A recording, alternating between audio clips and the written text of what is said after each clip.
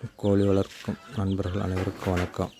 இந்த பதிவில் எதை பற்றி பார்க்க போகிறேன்டா, வெயில் டைம் ஆரம்பிச்சிருச்சு. வெயிலிருந்து நம்ம கோழியில் நோய் இல்லாமல் பாதுகாத்துக்கிறணும். அதுக்கு என்ன மாதிரி விஷயங்களை பண்ணிக்கலாம், முன்னெச்சரிக்கையாக என்ன மாதிரி தீவனங்களை கொடுக்கலாம், இதில் பற்றி பார்க்கலாம். நம்ம காய்கறி வேஸ்ட்டு, கீரை வகைகள், இந்த இதெல்லாம் அதிகமாக இந்த வெயில் டயத்தில் கோழிகளுக்கு கொடுத்துக்கிட்டு இருக்கிறோம். இது நம்ம வார சந்தை, நம்ம ஊரில் வாரம் சந்தை சனிக்கிழமை நடக்கும். அதில் போய் நம்ம கலெக்ட் பண்ணி இந்த ஏரியாவில் எப்போவுமே கொட்டி விட்டுக்கிட்டு, இந்த ஏரியா எப்போவுமே ஒரு ஈரப்பதம் இருக்கிறாப்புலையே மெயின்டைன் பண்ணிக்கிட்டு இருக்கிறோம். தண்ணி மெயினானது. கோழிகளுக்கு வெயில் டயத்தில் தண்ணி அதிகமாக வைங்க. தண்ணி ஒரு 2-3 இடத்துல 4 இடத்துல அங்கங்கன்னா கோழி எங்கெங்கன்னா ஒதுங்குதோ அந்த இடத்துல ஃபுல்லாக தண்ணியில் வச்சுட்டாலாக்கும் கோழிகள் அங்கே தண்ணி கொடுத்து நல்லா ரெஸ்ட் எடுத்துக்கணுங்க. நம்ம ஒரே இடத்துல கோழிகளுக்கு தண்ணி வச்சோமாக்கும் ஒரு கோழி பிடிக்கும், ஒரு கோழி பிடிக்காது, ஒரு கோழியை விரட்டி விடும்.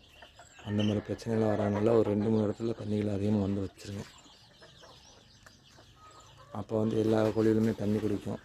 நீங்கள் எந்த காய்கறி எந்த ஒரு தீவனம் வச்சாலும் சரி, ஒரு 2-3 இடத்துல கோழிகள் வைக்கிறாப்புல பார்த்துக்கிட்டே இருக்கும். கோழி எதுவுமே சண்டை போடாமல் கொத்திக்கிறாமல் கோழி ஒரு 2-3 குரூப்பாக அப்படியே ஆகும். உங்களுக்கு இந்த வீடியோவை பார்த்தாலே தெரியும். ஒரு சேவல் ஒரு 3-4 கோழி சேர்ந்து மொத்தமாக அப்படியே லாவிக்கிட்டு ஒரு டீமாக லாவிக்கிட்டு வருவாங்க. இப்போ இதனால் நம்ம ஒரு 2-3 இடத்துல வச்சோமா இருக்கும். தனித்தனியாக அது ஒரு ஏரியாவில் ஒதுங்கி தனித்தனியாக தண்ணி நல்லா சாப்பிட்டுக்கிறோம். தண்ணி முடிஞ்ச அளவுக்கு வாரத்தில் ஒரு 2 ட்ரிப் இல்லாட்டி 3 ட்ரிப் ஆகும். பழைய கஞ்சி, பழைய சோறில் தண்ணியை ஊற்றி வச்சு கோழிகளுக்கு கொடுக்குறாப்புல பார்த்துக்கோங்க. நம்ம ஆல்ரெடி கோழிகளுக்கு சாதம் பொங்கி போடுவோம். அதில் தண்ணியை ஊற்றி வச்சுட்டு சாதத்தையும் தண்ணியும் இந்த வெயில் டயத்தில் அதிகமாக ஒரு வாரத்தில் ஒரு 3 நாள் 4 நாள் வச்சுக்கிட்டு வரோம். இப்போ இந்த கோழி கொஞ்சம் பொரிச்சு இன்னோட 27 நாள் ஆச்சு. நம்ம 27 நாள் இந்த கோழி குஞ்சுகளுக்கு எப்படி என்னெல்லாமா தீவனம் கொடுக்குறேன்டா, கம்பெனி தீவனம், கம்பு.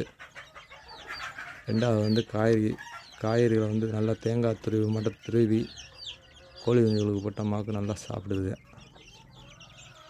கேரட்டு, பீட்ரூட்டு, வாரத்தில் ஒரு நாள் ஒரு முட்டை. இப்போ 18 குஞ்சுகளுக்குமே நம்ம வாரத்தில் ஒரு நாள் ஒரே ஒரு முட்டை தான் போடுறோம். அதுவே போதுமானது. ஆல்ரெடி நம்ம கம்பெனி தீவனம் வைக்கிறோம், கம்பு போடுறோம். இதுக்கு போக குருணை அதுக்குள்ளே நம்ம போடுறோம். தவிடு, கற்காய் தவிடு போடுறோம். இந்த மாதிரி விஷயங்கள் நம்ம பண்ணிக்கிட்டு வரலாம். இந்த வெயில் டயத்தில் நம்ம கோழிகளையும் கோழி குஞ்சுகளை நல்லா பாதுகாப்பாக நோய் இல்லாமல் வளர்க்க முடியும். இந்த வீடியோவை பார்க்கும் ஒவ்வொரு நண்பர்களும் நம்ம சேனலுக்கு சப்போர்ட் பண்ணுங்கள், லைக் பண்ணுங்கள், சப்ஸ்கிரைப் பண்ணுங்கள். மறந்துடாமல் உங்கள் நண்பர்கள் யாராவது கோழி வளர்த்தாங்களோ அவங்களுக்கு இதை ஷேர் பண்ணுங்கள். நம்ம 8 வகையான பொருட்களை பயன்படுத்தி மசாலா வரைஞ்சி வச்சுருக்கோம். அதை வாரத்தில் ஒரு நாள் சாதத்தில் பிரட்டி வச்சுட்டு வரோம். வாரத்தில் ஒரு நாள் துளசி தண்ணி, கத்தாழை நல்லா சீவி எடுத்து நல்லா கழுவிட்டு தண்ணியில் நல்லா கலந்து தண்ணியாக குடிக்கிறாப்புல வச்சுட்டு வரோம். இப்போ இப்படிலாம் வைக்கிறதுனால நம்ம இந்த வெயில் காலத்தில் கோழிக்கு எந்த நோய்கள் இல்லாமல் எதிர்ப்பு சக்தியோட நல்லா உண்டாக்க முடியும்.